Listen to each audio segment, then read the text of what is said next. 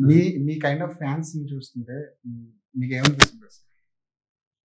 ఇందాక నేను మీటింగ్‌లో కూడా చెప్పాను. యాక్చువల్‌గా నేను వెనక్కి తిరిగి ఇప్పుడు 25 ఇయర్స్ అవుతుంది దగ్గర దగ్గర. వెనక్కి తిరిగి చూసుకుంటే ఇనిషియల్‌గా అంటే అనుకునేవాడిని నేను బేసిక్‌గా మంచి సినిమాలు ఇట్లా తీస్తున్నాను. ప్రాబబ్లీ ఈ తెలుగు ఆడియన్స్ చాలా రేర్‌గా ఇచ్చే స్థాయి నాకు ఇచ్చినట్టున్నారండి. స్థాయి అనను బేసిక్‌గా కైండ్ ఆఫ్ రెస్పెక్ట్ బేసిక్‌గా ఆ ప్రేమ బేసిక్. దట్ అరే వీడు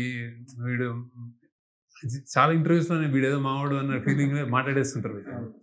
నేను జెన్యూన్‌గా నేనేమైనా బాధపడితే వాళ్ళు బాధపడతారు అనిపిస్తది నాకు సంథింగ్. నేనేదో అంటే అది ఆ స్టేచర్ చాలా చాలా రేర్. అది ఎట్లా వచ్చింది దేవుడి దయ. నాకు మెల్లగా ఆలోచిస్తుంటే నేనెంత సినిమాలు తీసి నేనెంత అంటే జెన్యూన్‌గా తీశాను, హానెస్ట్‌గా తీశాను, మంచి హిట్ సినిమాలు తీశాను అదంతా వాళ్ళ రియాక్షన్ కూడా నా పట్ల అలానే నాకెప్పుడు భయం ఏదైనా తప్పు చేస్తే నన్ను అసలు ఇంకా క్షమించరని ఔట్‌రేటెడ్‌గా వేరే వేరే వాళ్ళు ఏమన్నా ఇప్పుడు నాకు ఏ ఏదైనా అది నాకు భయం కూడా ఉంటది. అంటే వీళ్ళు అక్కడ ఉన్నారు అక్కడే ఉండాలి, ఇక్కడే ఉండాలని. సో, వాళ్ళే ఇచ్చారనుకుంటా స్థాయి బేసిక్‌గా. ఐ ఫీల్ లైక్ ఇట్లాంటి ఆడియన్స్ నా కోసం వెయిట్ చేసేవాళ్ళు చాలా చాలా సార్లు అదే కొన్ని ఈ మధ్య నాకు నేనంటే హెవీలీ ఇన్‌ఫ్లూయెన్స్ అమ్మాయిలు చాలా మంది నేను నీలా అదే అబ్బాయిలు నాకేమో ఈ అమ్మాయి లాంటిది కావాలి. హీరోయిన్ లాంటిది అమ్మాయిలేమో నేను మీలా ఉండాలి. నేను మా ఫాదర్ ఇంతేనండి. ఇట్లాంటివన్నీ చెప్తా ఉంటారు. సో, చాలా హ్యాపీగా అనిపిస్తదండి. బేసిక్‌గా మేబీ ఎక్కడో ఈ దాంతో కనెక్ట్ అయ్యానని వెయిట్ చేస్తుంటారేమో బేసిక్‌గా. ఇంకేం చెప్తాడు వీడని.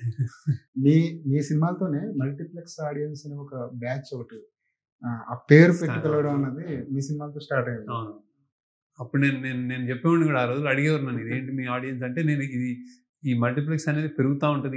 ఇదే సర్వైవ్ అవుతది తర్వాత అని ఇంకా అంటే అట్లా ఆడియన్స్ అందరూ అంటే సినిమా వేరే వేరే సినిమా చూడాలని ఈగర్‌గా ఉంటారు. ఇది పెరుగుతదనే ఉంటున్నాను యాక్చువల్లీ. 6 ఏళ్లయింది సార్ వచ్చి. వచ్చిన కొత్తలో ఐడియాలజీ ఒకటుంటుంది. మన ప్రయాణంలో మనం నేర్చుకుంటూ ముందుకెళ్ళడంతో అది కాస్త మారుతూ వస్తుంటుంది.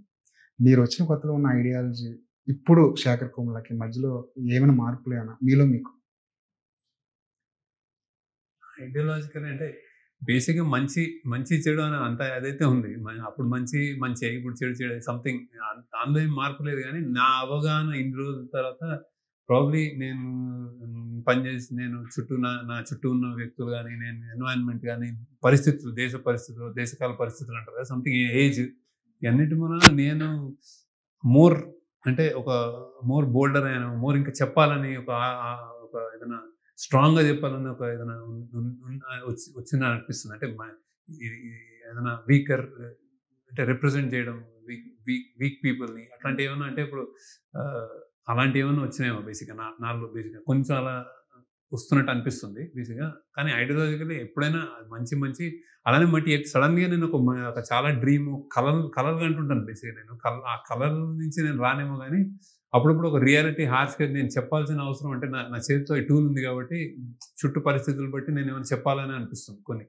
దానికి రియాక్షన్స్ కొన్ని ఉంటాయి. ఇప్పుడు లవ్ స్టోరీ గాని, ఇది గాని కొన్ని ఒక ఎక్స్‌ట్రీమ్ బాధ్యత, ఎక్స్‌ట్రీమ్ ఇదితోటి అరే నాకున్న క్రాఫ్ట్‌కి నేను ఇదే చేయగలనా? ఇది కూడా చేయాలని. సో, ప్రాబ్లమ్ ఏంటంటే నేను ఫాస్ట్‌గా తీస్తే అది, ఇది అన్నీ చేయగలుగుతాను. సో, చాలా టైం పడతది. కొంచెం నేనే టైర్డ్ అయిపోతుంటాను. కానీ ఆహ్, అవగాహన ఉంది. బెటర్ అవగాహన వచ్చింది. అండ్ చెప్పాలన్న ఏదైనా కొంచెం తపన అంటే యాస్ వి గో ఇంకెన్ని చెప్తాను అన్నట్టు చెప్పాలన్నట్టు ఒక ఏదో ఉందేమో అనిపిస్తుంది.